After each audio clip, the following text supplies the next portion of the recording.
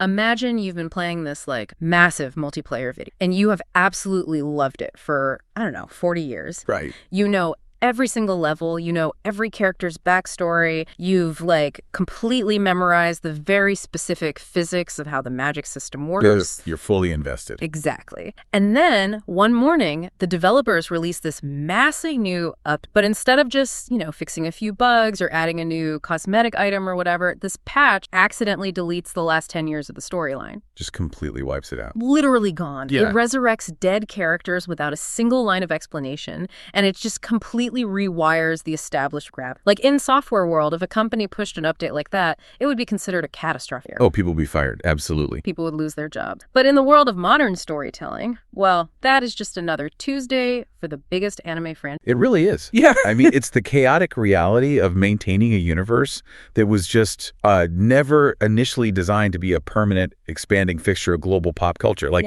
when you build a house, you lay down a foundation knowing exactly how many floors you intend to support. Yeah, you have a blueprint. Exactly. But this particular franchise wasn't built like a house. It was built week to week, chapter by chapter, with the creator basically flying by the seat of his pants.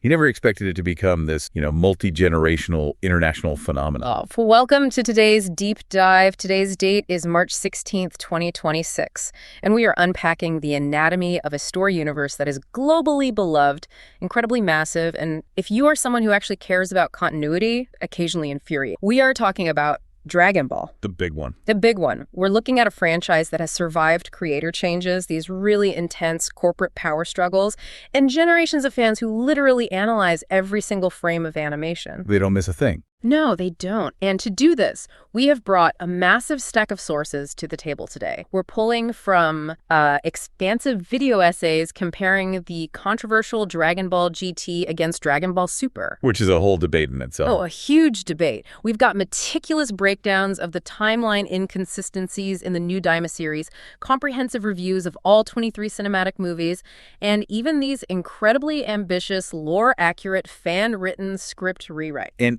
our mission today is very specific. We are not just here to recap the plot or, argue about who punched who harder in which episode. Right. That's not what this is about. No. We are here to extract the core DNA of long-running story. We really want to answer that fundamental question. What makes a narrative actually survive for nearly half a century? Yeah, how do they do it? How do the people behind the scenes, and sometimes the fans themselves, actually balance the inevitable escalation of power, the regression of characters, and just the absolute nightmare of maintaining continuity? It's a huge undertaking. It is. By examining this franchise's highest cinematic highs, its most embarrassing corporate lows, and the rigorous ways that passionate analysts attempt to sort of patch its narrative holes, we can learn exactly how modern mythology is constructed. How it gets broken. Exactly. And ultimately, how it has to be repaired. Okay, so let's unpack this, because before we can even begin to talk about the emotional weight of these characters or the thematic resonance of the villains, we really have to figure out the universe they actually inhabit. The sandbox itself. Right. And right now, as of the latest releases, that universe's rulebook is basically on fire. That is a very polite way of putting it. I try. I want to look at the mechanics of canon and this whole conundrum of timeline inconsistencies, specifically focusing on the launch of Dragon Ball Daima. Yeah, Daima serves as a truly fascinating case study in what happens when brand new lore collides head-on with established history. It's a mess. It's a total mess. If you look at the specific timeline breaks introduced in Daima, they are glaring for anyone who has been paying close attention to the mechanics established in Dragon Ball Super. Give me a concrete example. Okay, let's look at a really specific one. In Daima, we see two divine characters, the Supreme Kai-Shin and his attendant Kibito, being physically separated back into two individual people. And the explanation provided in Daima is that the magical biology of the villain Majin Buu was used to defuse them. Right, which on the surface, that sounds vaguely familiar to a casual fan. It does. But if you know the mechanics, it is a massive contradiction. I think we need to explain the Potara earrings for you listening, because this is where the mechanics get really messy. Exactly. Let's just break down the in-universe physics of this. So the Potara earrings are sacred artifacts worn by the Supreme Kais. The gods. Right, the high-level god. The rule, as originally established way back in the Dragon Ball Z era, was that if two people each wear one earring on opposite ear, they are physically and spiritually merged into a single, immensely powerful being forever. It's a permanent commitment. Completely permanent. However, during the Majin Buu saga, Goku and Vegeta fuse using these earrings to fight Buu. Because they had no other choice. Exactly. They intentionally allow themselves to be absorbed into Buu's body, and the moment they are inside his sort of magical, chaotic internal environment, they suddenly separate back into two people. Right. So Goku theorizes that the weird, toxic atmosphere inside Buu canceled out the divine magic of the earrings. Okay, so Daima's saying Buu's body-separated Shin and Kibito makes sense based on that old DBZ logic, right? It would. It completely would if Dragon Ball Super hadn't already come along and completely rewritten that exact rule. Oh, right. The retcon. The massive retcon. When Super launched, they needed a reason for Goku and Vegeta to use the Potara fusion again without it being permanent. They wanted the cool factor without the consequence. So the writers explicitly stated that Potara fusions are only permanent if a Supreme Kai is. For mere mortals like Goku and Vegeta, the fusion naturally wears off after exactly 1 hour. So it had nothing to do with Buu at all. Absolutely nothing to do with Buu's magical digestion. In fact, the Super Manga went out of its way to have Shin flat out state that Buu's body was not the cause of Goku and Vegeta separating. They literally put it in text. They did. Furthermore, Super showed us exactly how Shin and Kibito diffused. They used a wish from the Nemean Dragon Balls to separate themselves. Wait. So let me get this straight. Super says mortals diffuse after an hour. Right. And Kais need a magical dragon wish to separate. And they literally showed us Shin using the dragon to separate. But now, Daima has aired. And it reversed. It went back to the old debunked DBZ theory that Buu's body separable and applies it to Shin and Kibito. Precisely, which creates a catastrophic logistical headache. I can imagine. Because if Buu's body separated Shin and Kibito, that means they were separated before the events of the movie Battle of God, not later on, by using the Dragon Balls as Super established. Oh, man. It also means Shin somehow just magically forgot how his own divine diffusion worked when he was carefully explaining the 1 hour mortal time limit later in the Future Trunks arc. That is so clumsy. Mechanically, the universe is contradicting its own stated laws of physics within the span of, a few years of publication. Exactly. And it's not just obscure divine airing magic either. It's actual combat mechanics. Right, the Super Saiyan forms. Yeah. You have Vegeta using the Super Saiyan 3 transformation in Daima. And for those who might not know, Super Saiyan 3 is the form with the incredibly long, wild hair and, no eyebrows. The caveman look. Yeah. But here's the thing about Super Saiyan 3. It's incredibly flawed. Extremely flawed. The lore behind Super Saiyan 3 is that it was a form Goku discovered while he was technically dead and existing in the afterlife. Where stamina isn't really an issue. Exactly. The afterlife doesn't have the same physical constraints as the mortal plane. So when Goku brings that form back to the living world, he discovers a massive mechanical flaw. The energy drain. The energy drain is astronomical. Burns through the user's stamina so fast that it actively shortens the amount of time they can even remain on Earth. Right. And one of the most firmly established character quirks for Vegeta is that he is a tactical fighter. Very tactical. He watched Goku struggle with the catastrophic stamina drain of Super Saiyan 3, and true to his character, Vegeta looked at it and basically said, no thanks. He bypassed it entirely. Completely skipped it in favor of finding more efficient, stable routes to power, like Super Saiyan God. Which is a much smarter. So having Vegeta casually throw out a Super Saiyan 3 transformation in Daima completely undermines years of established combat philosophy for his character. It turns a specific tactical choice into just another shiny button to press. It really does. What's also fascinating here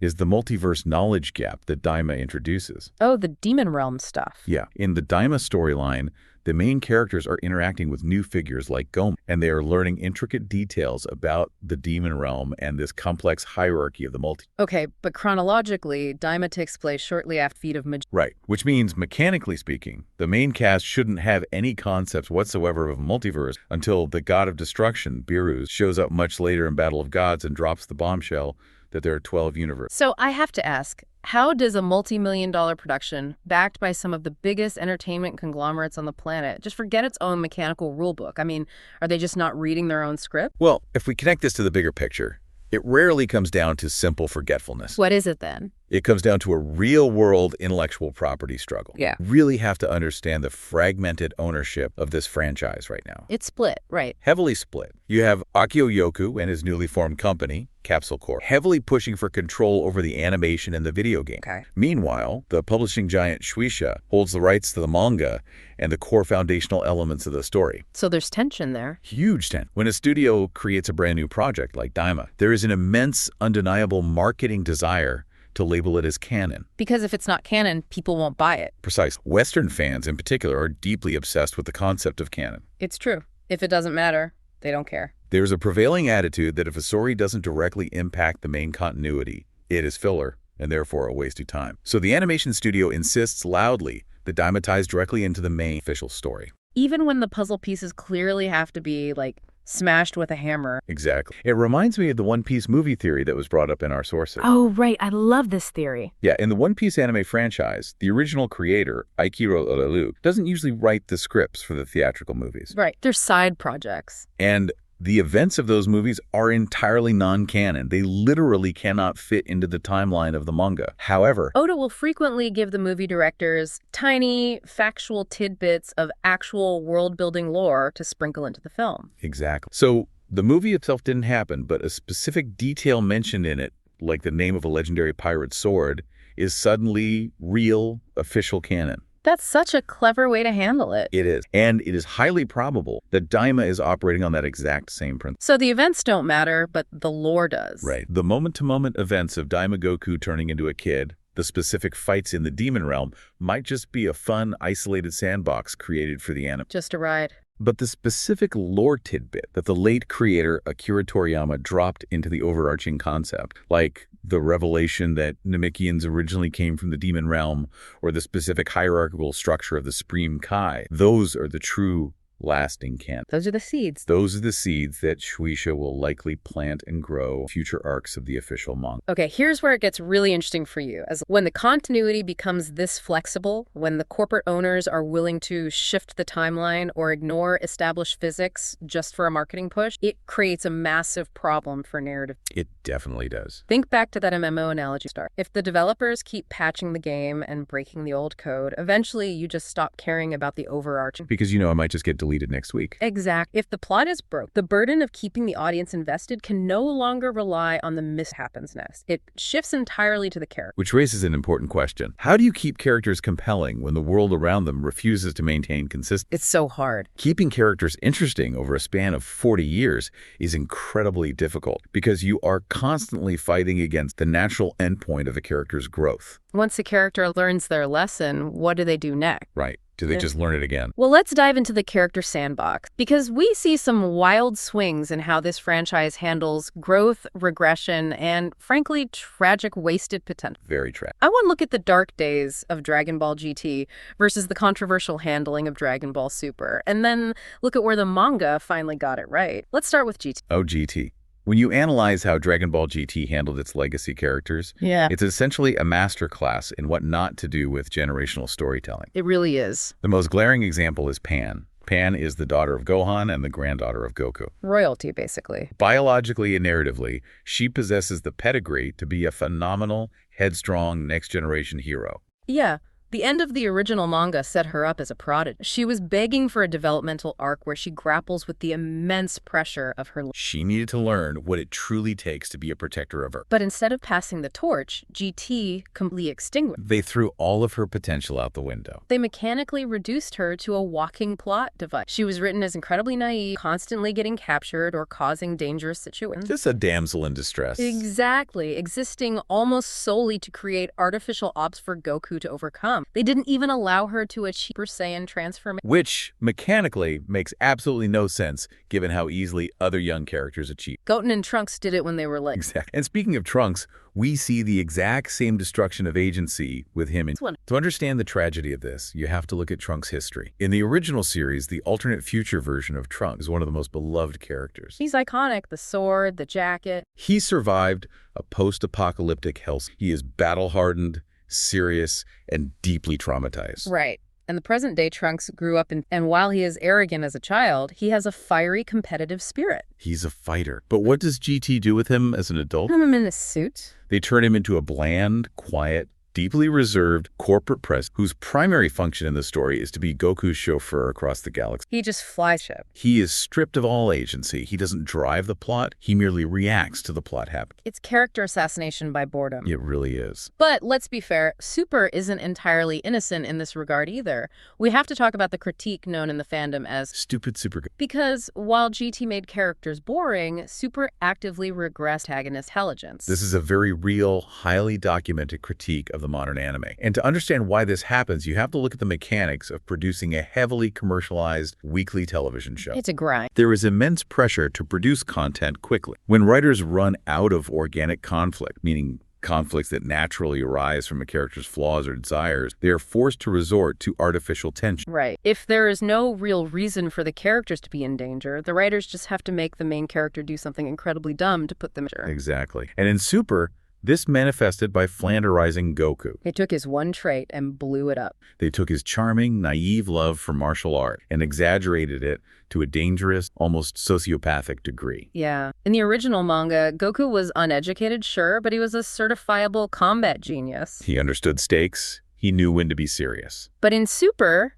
he was transformed into someone who would actively antagonize omnipotent deities just because he wanted a sparring match. He risked the entire universe for a tournament. He would entirely forget crucial parts of a life-or-death game plan, like forgetting the magical seal required to trap an immortal villain, just to manufacture a dramatic setback for the episode. It's incredibly frustrating to watch. It's exactly like those long-running TV sitcoms. You know the trope. A character starts off in season 1 with a minor, relatable, quirky trait. Maybe they are a little bit of a neat freak, or they are kind of oblivious to social cues. And it's funny at first. It's funny. But by season 9, because the writers have exhausted every other joke, that single trait has entirely consumed them. They aren't a human being anymore. No, they are a walking, talking caricature of that one joke. That is what happened to Goku. They took likes to fight strong guys and deleted the rest of his personality. That is a perfect analogy. But wait, hold on. If GT ruined the legacy characters and super flanderized Goku, how do you actually write a 40-year-old character well? Is there an example of the franchise actually getting it right? Yes, there is a shining counterexample, and it occurs in the official manga continuity of Dragon Ball Super, specifically during the Moro arc. Okay, the Moro arc. The way the writer, Toyotaro, handles Vegeta's character arc in this storyline is profoundly respectful of his history. I love what they did with Vegeta here. But to understand why it works so brilliantly, we have to recognize the psychological difficulty of writing a character whose primary narrative arc concluded decades ago. Right, because Vegeta's whole deal was learning not to be a genocidal space pirate. Exactly. Vegeta's original purpose in the story was to be the arrogant antagonist. He was an elitist prince who conquered worlds. He was a bad guy. His entire arc over the course of Dragon Ball Z was a slow, painful lesson in humility, culminating in the Majin Buu saga, where he finally admits Goku is better than him, and he sacrifices his own life out of love for his family. That hug with Trunks before he blows himself up, just perfect. It's a complete, beautiful arc. His purpose was fulfilled, so what do you do with him next? You can't just give him a random new goal like, I want to be the strongest in the multiverse. It feels hollow. It feels artificial. Exactly. So what does the Moro arc do differently? It gives him a new goal that is deeply fundamentally rooted in his past. It brings up his history. It shifts him from an arc of humility to an arc of atonement. During this story, a new villain named Moro attacks New Namek, the planet inhabited by the Namekian race, and Vegeta insists on going there to fight. Now, as an audience, we know exactly what Vegeta did on the original planet Namek decades ago. We were there for the horrific atrocities he committed against the Namekian people when he was ruthlessly hunting for the Dragon Ball. He slaughtered whole villages. And the brilliant part is Vegeta remembers it too. The manga doesn't shy away from it. We see him visibly grappling with the overwhelming shame of his past. He is fighting with genuine frantic desperation to protect a young Namekian child named Eska. He isn't fighting for Saiyan pride anymore. He isn't fighting to prove he is stronger than Goku. He is fighting to pay off a moral. And this psychological shift directly dictates his mechanical combat training as well. Right, he approaches getting stronger differently. He realizes that simply hitting harder isn't going to defeat a magical villain like Moro. So he refuses to just go lift heavier weight or unlock a new hair color. Thank goodness. Instead, he travels to the mysterious planet Yardret, The same place Goku went. Yes, this is the same alien world where Goku learned his iconic instant transmission technique years ago. But Vegeta doesn't. No, Vegeta casts aside his massive legendary pride, humbles himself before the bizarre alien elders of Yardrat, and learns a deeply spiritual, complex technique called spirit fission. Okay, let's unpack spirit fission because mechanically it is so cool and thematically it is perfect. Spirit fission is a technique that allows the user to manipulate energy on a fundamental level. Specifically, it allows Vegeta to forcefully separate stolen energy from a thief.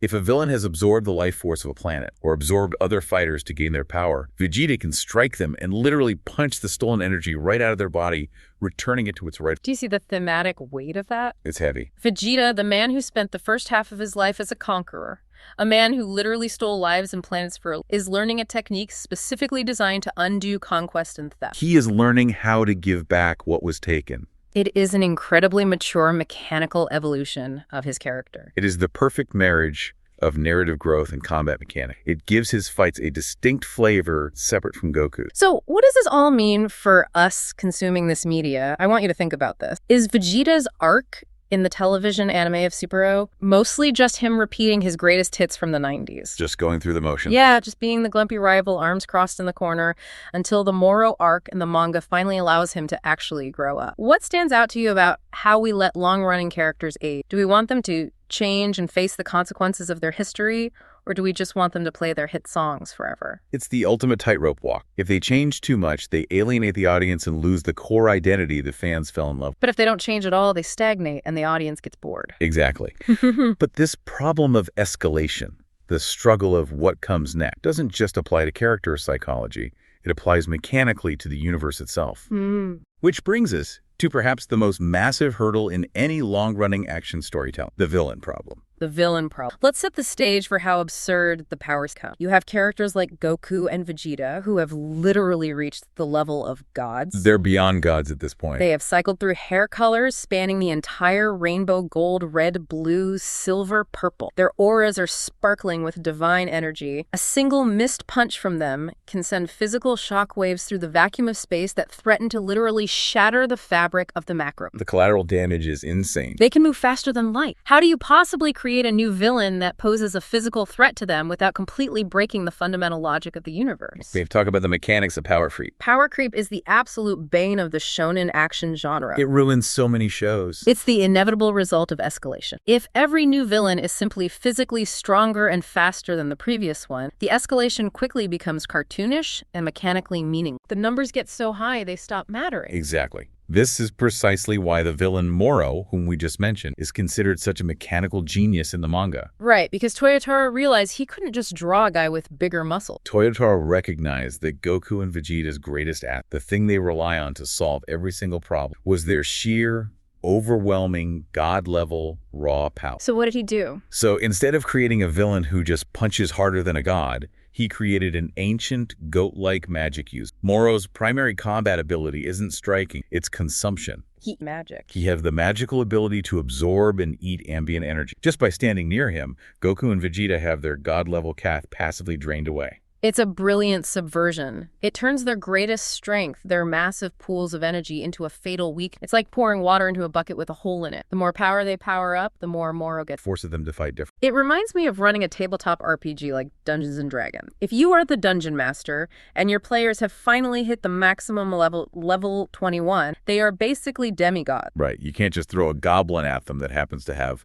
a billion hit points. No, they will just do the math and hit it until it dies. It's boring. You have to change the rules of the engagement. You introduce a monster that drains their experience levels, or casts an anti-magic field that negates their best spells, or forces them to solve a complex moral puzzle instead of just swinging a sword. You force them to fight on an entirely different axis. Exactly. But providing a mechanical threat is only half of the equation for a truly great villain. A villain can have an interesting gimmick, but if they lack thematic weight, they will be forgotten. Let's compare some then. If we compare two other major villains from the franchise Baby, from Dragon Ball GT, and Goku Black from Dragon Ball Super, we can see two very different approaches to thematic weight and visual story. Let's look at Baby first, because while GT gets a lot of hate, the conceptual foundation of Baby is genuinely brilliant. It really is. To understand Baby, you have to understand the deep lore of the Saiyan race. Back before they were the good guys. Right. Before the Saiyans were the iconic heroes we know, they were a barbaric race of giant apes. They shared a planet with a highly advanced, peaceful, technologically superior race called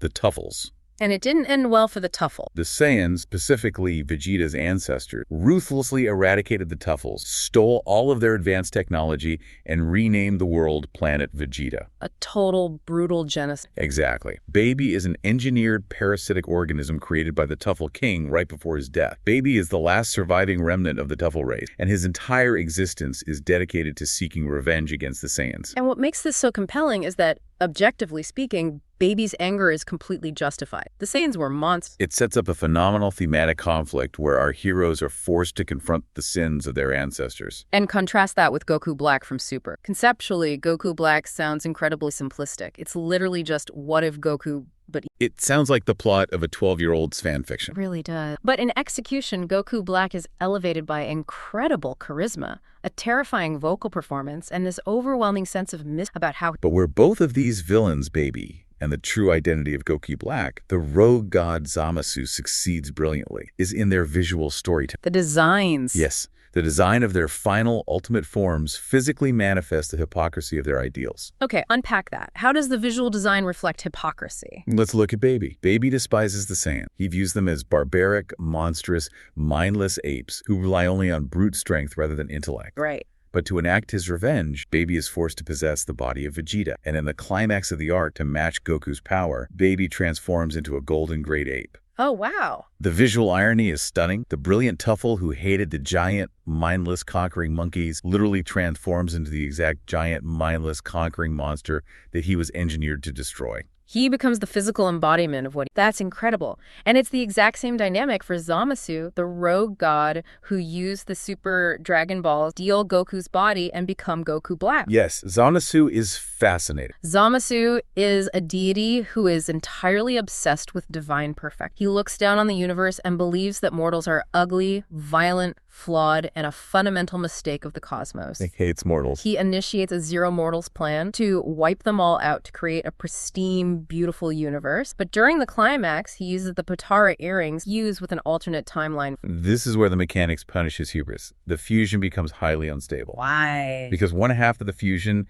is the immortal divine soul of Zamasu, but the other half is technically the mortal biological Saiyan body of Goku Black. Right. The divine and the mortal cannot perfectly harmonize. So what happens? He literally starts melting. The right half of his body. It turns into this grotesque, half-purple, mutated, bubbling abomination. His physical arm grows huge and deformed. It's so visceral. The visual irony is perfect. The man obsessed with pristine, divine beauty and perfection breaks down to reflect the ugly, flawed hypocrisy of his so-called divine. He becomes the ugliest thing on the battle. It is visual poetry. But to circle back to the mechanics of power scaling that we were discussing with Moro, it is vital to note that creating true tension isn't just about massive explosions or poetic visual design. What is it about? It's about resource management in combat. We see a stark, fascinating contrast in how the Super Anime handled this resource management versus how the Super Manga handled it, specifically during the Universe 6 tournament arc. Oh, this is a massive point of contention for fans who argue about the physics show. Walk us. It comes down to how the writers chose to portray escalation. In the television anime, the writers wanted a massive, hype-inducing moment for the climax of the tournament. They needed a big splash. So they had Goku take his newest divine transformation, Super Saiyan Blue, and stack an old, highly dangerous multiplying technique called a Kaioken on top of it. Which looked amazing. Visually, it was stunning. A jagged red aura violently pulsing over a calm blue one. But mechanically, it was a disaster. Completely. The Kaioken mathematically multiplies the user's power level. By stacking a ×10 multiplier on top of a form that was already rivaling the god, the anime completely broke the power scaling logic of the universe. The math just doesn't work anymore. It created a mathematical gap between Goku and his rival Vegeta, and between Goku and the villain that was so absurdly massive that no future antagonist should have ever logically been a threat again. It was a spectacle that sacrificed long-term narrative stability. So how did Toyotaro handle it in the manga? Toyotaro, working closer to Akira Toriyama's original outline, took a much more grounded, mechanical approach. He focused entirely on stamina drain as the limiting factor. Okay. The lore establishes that Super Saiyan Blue is immensely powerful, but the sheer pressure of holding that divine energy inside the body drains the user's stamina incredibly rapidly. If you turn it on and off, it drains even faster. So it's not sustained. Right. So in the manga, Goku doesn't use a massive multiplier. Instead, he uses the lower-level, highly stamina-efficient Super Saiyan God form, the red hair, to maneuver, dodge, and parry. Like a boxer staying light on his feet. Exactly. And then at the exact microscopic millisecond, he actually lands a physical strike on his opponent. He flashes into Super Saiyan Blue for maximum damage impact, and then instantly drops back down to the red God form to conserve energy. Yes. Do you see why that is so much better? It turns a battle of raw, screaming numbers into a highly tactical, high-speed chess match. It shows mastery. It's about managing resources, reading your opponent's timing, and exploiting microscopic openings, not just screaming louder to get a bigger aura. It makes you wonder, do you prefer an action story where the villain challenges the hero's raw, unbridled strength with an even bigger laser beam, or one where the villain challenges their ideology and forces them to fight smart?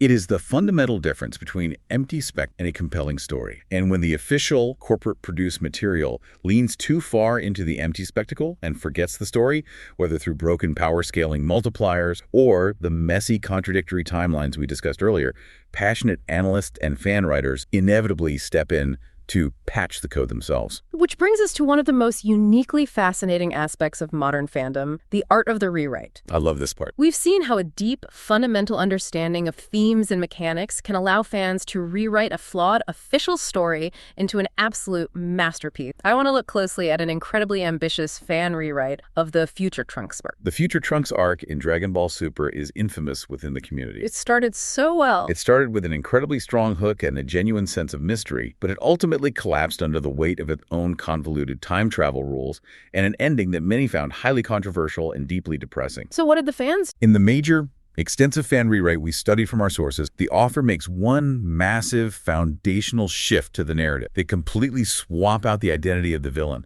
They change Goku Black into Gohan Black. And the moment you hear that, the emotional stakes of the entire arc skyrocket. Okay, let's unpack exactly why this is so brilliant. Please do. In the official story, Future Trunks returns to the past because his timeline is being terrorized by someone who looks exactly like. Now, fighting an evil version of Goku is scary, sure, but Trunks doesn't actually have a deep, personal connect to Goku. Not really. Goku died of a heart virus in Trunks' timeline before Trunks was even old enough to remember. They are essentially strangers who respect each other. But Gohan... Future Gohan is the emotional core of Trunks' entire existence. He's everything. And the apocalyptic future, Gohan was Trunks' mentor, his big brother, and his only friend. Gohan fought with one arm to protect him and ultimately sacrificed his own life, dying face down in a puddle in the rain, just so Trunks could survive and escape. So, by making the villain Gohan Black, the rewrite forces Trunks to physically fight the possessed, corrupted body of the person he loves and respects most. It's heartbreaking. But wait, it goes deeper than just emotional shock value, right? It actually ties into Trunks' character flaw. Exactly. Yeah. It holds Trunks directly accountable for his own past choices regarding time travel. How so? In this rewrite, the evil deity Zamasu looks across the vast multiverse of timelines. He sees how Trunks brazenly meddled with time to save Goku from the heart virus, defying the laws of the gods. Which is a huge cosmic crime. He also sees the latent, overwhelming biological potential of Gohan's hybrid Saiyan biology. In the rewrite, Zamasu targets Gohan's corpse specifically because of Trunks' actions. Wow. It frames the entire conflict not as a random villain attack, but as the direct cosmic consequence of Trunks breaking the rules of time. And the rewrite doesn't just fix the emotional core, it fixes the actual mechanic plot. The original arc was a mess of time rings and alternate realities didn't make sense. The rewrite utilizes the often forgotten, unseen timeline. The unseen timeline is a brilliant piece of deep lore. Remind me. Back in the Dragon Ball Z Cell saga, the mechanics of time travel established that every time you go back and change something, you create a branching alternate reality. Right, the multiverse. There's a specific timeline created during that arc where Trunks disable the androids, but was murdered by Cell, who then stole his time machine. Oh, yeah. And we never see what happens after that. This timeline is never explored again. The rewrite logically positions this unseen timeline as the origin point for Zemesis' descent into madness, explaining exactly where he came from and how he acquired the time rings without breaking a single established continuity rule. That is so... But the absolute best part of this rewrite is how it fixed... Because the ending of the official Super anime arc deeply frustrating. It really is. After dozens of episodes of fighting, struggling, and speechifying about the power of mortal willpower, the heroes are backed into a corner. So Goku just hits a literal panic button. The Xeno button. He summons Zeno, the Omni King, essentially God with a capital G. And Zeno looks at the villain, raises his hands, and literally just erases the entire universe from existence. It is the ultimate Deus Ex Machina. It's a cheap out. It renders every single struggle, every sacrifice the heroes made, completely and utterly pointless. It actively robs the characters of their agency. It says that mortal effort is ultimately meaningless in the face of divine power. So how does the rewrite handle? The fan rewrite corrects this glaring thematic flaw by focusing on technique, history, and teamwork over raw, unearned power. In this rewrite, instead of a god erasing the problem, Trunks and the present-day Gohan are pushed to their absolute psychological and physical. Okay. They realize they mathematically cannot overpower an immortal regenerating god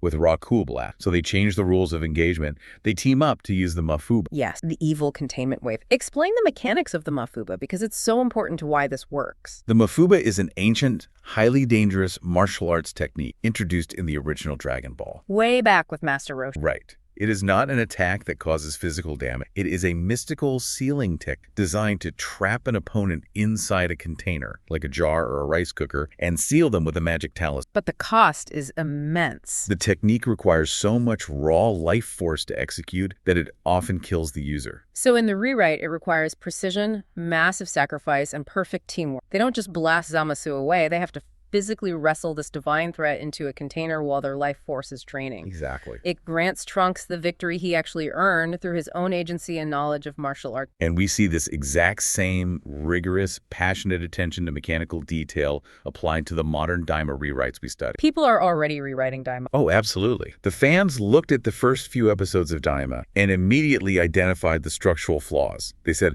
okay, the new villain, Goma, has absolutely no agency. He just sits in a throne room watching television screens and complaining. Right, he's a passive antagonist, he's boring, so how did the rewrite fix him? The rewrite turns Goma into a highly active hijack villain. What does that mean? Instead of just inheriting the throne naturally, they rewrite him as a deeply insecure, opportunistic king who violently seizes power the moment a vacuum opens up.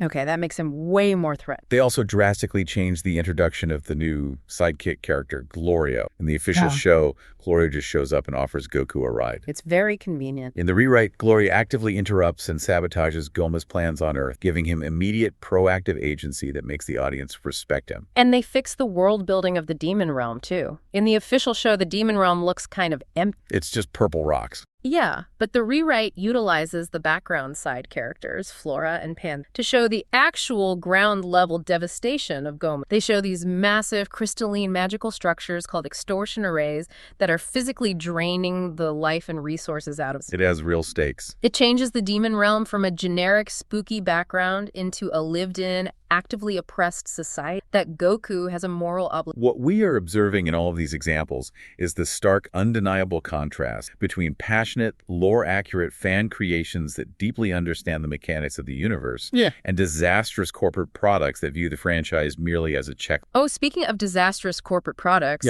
there is no greater example of corporate failure than the infamous Hollywood live-action film Dragon Ball Evolution. Oh, Dragon Ball Evolution. The movie from 2009 that was so universally reviled that it essentially united the entire fractured anime community in pure, unadulterated rage. It was a unifying moment. If you can step back and look at Evolution objectively as an anatomical breakdown of a film, it's actually fascinating exactly how it failed so spectacularly. Because it wasn't just lazy. Right. Because technically speaking, if you look at the script, they managed to get around 131 superficial details right. Right. I was looking at the list from the breakdown. They mentioned the Uzaru, the great ape transformation. They did. They explicitly brought up the Mafuba containment wave we just talked about. They focused on the 4-star Dragon Ball, which is Goku's grandfather's memento. Goku's gi was technically colored blue and orange. Grandpa Gohan dies under a solar eclipse. They literally had a checklist of lore, and they ticked the box. But the film was an abject historical failure because it entirely lacked the soul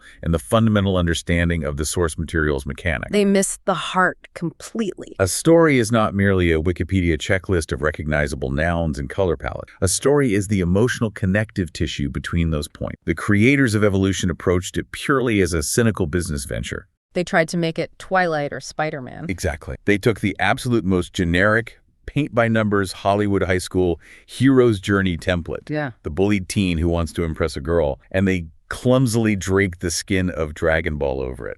So what does this all mean? It's like an artificial intelligence trying to paint a masterpiece. That's a great way to put it. The AI can analyze a million famous paintings and calculate, I see. Masterpieces typically contain 14% blue paint, a weeping woman in the corner, and a bowl of fruit on a table. So the AI mashes those disparate elements together into a single image. But it's dead. But the resulting image is deeply soulless and unsettling because the AI doesn't understand the emotion of human greed, or the physical texture of the fruit, or why the artist chose the color blue. That is Dragon Ball Evolution. It knows the words, but it doesn't speak the language. Spot on. But wait, let me push back on you here, playing the role of the studio executive. We just spent all this time praising the Gohan Black rewrite, but wouldn't changing Goku Black to Gohan Black absolutely ruin the commercial marketing appeal of the television show? I mean, let's be real. Kids want to buy action figures of evil Goku with cool pink hair. It looks great on a shelf. It looks awesome on a poster. Sometimes, doesn't the rule of cool and the sheer demand for merchandise just have to win out over narrative perfection? That is the eternal, incredibly fraught tension between art and comic. And it is a completely valid, pragmatic point. Right. The animation studio's primary directive is not to write a perfect thesis on grief. It is to generate revenue to sustain hundreds of jobs. Evil Goku is an instantly recognizable, highly marketable concept that requires absolutely zero explanation to sell a toy or a billboard. You just look at it and get it. Exactly. Evil Gohan, on the other, requires the audience to have a deep emotional understanding of decades-old continuity and contextual trauma. It's harder to sell to an 8-year-old. However, the strong counterargument to the executive mindset is longevity. The rule of cool will always spike your short-term quarterly sales, but deep emotional resonance is the only thing that keeps a fan actively engaged and spending money for 40 years.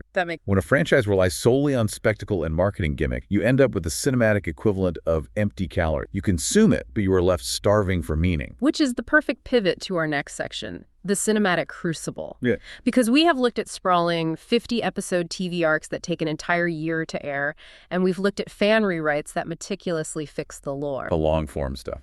But how does a massive franchise distill its incredibly complex, lore-heavy formula into a punchy 90-minute cinematic experience? I want to explore the legacy of the 23 Dragon Ball. The theatrical movies act as a fascinating pressure cooker for the franchise's tropes. They have to move fast. Because they don't have 50 episodes to slowly build tension or explain intricate mechanics, they have to accelerate everything. The narrative structure is compressed. And when these movies fail, it is almost exclusively because they rely entirely on the most superficial, easily marketable elements of the formula without any of the underlying character work. Let's talk about the absolute undisputed lows of the cinematic universe, Bio Broly. Oh, Bio Broly is perhaps the most egregious misunderstanding of an established character in the franchise's history. It's so bad. Broly was originally introduced in his first movie as the legendary Super Saiyan, an imposing, genuinely terrifying, psychopathic force of nature who instilled profound, paralyzing fear into the main cast. He was a menace. He was a tank. Bio Broly takes that terrifying villain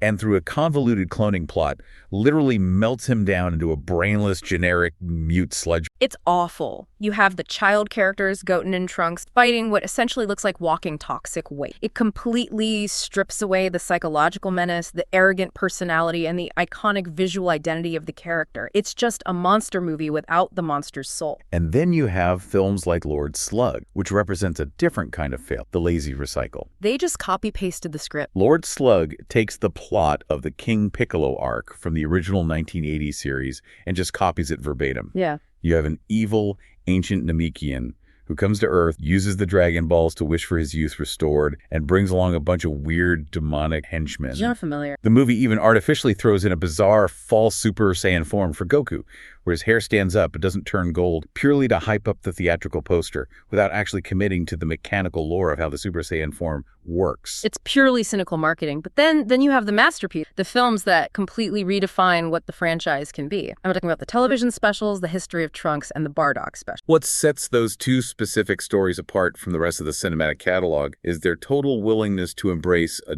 dark, oppressive, genuinely hopeless tone. They are bleak. The history of Trunks doesn't feel like a typical action movie. It feels like a survival horror film. It paints a picture of a post-apocalyptic Earth where the heroes have definitively, irreversibly lost. The cinematic techniques they use are incredible. We see Gohan missing an arm from a previous battle, fighting desperately against the androids in a... We see Goku's father, who is not a hero, but a low-class, conquering Saiyan warrior. He is cursed by an alien with the psychic ability to see the future. So he knows what's coming. He sees the cosmic tyrant Frieza betraying the Saiyans and physically destroying their home planet. Bardock tries frantically to warn his people, but they laugh at him. They think he's crazy. So, bleeding and exhausted, he goes on a one-man suicide mission, flying up into the atmosphere to face Frieza's entire armada alone. And he dies. He doesn't pull off a miracle. He gets incinerated along with his entire planet.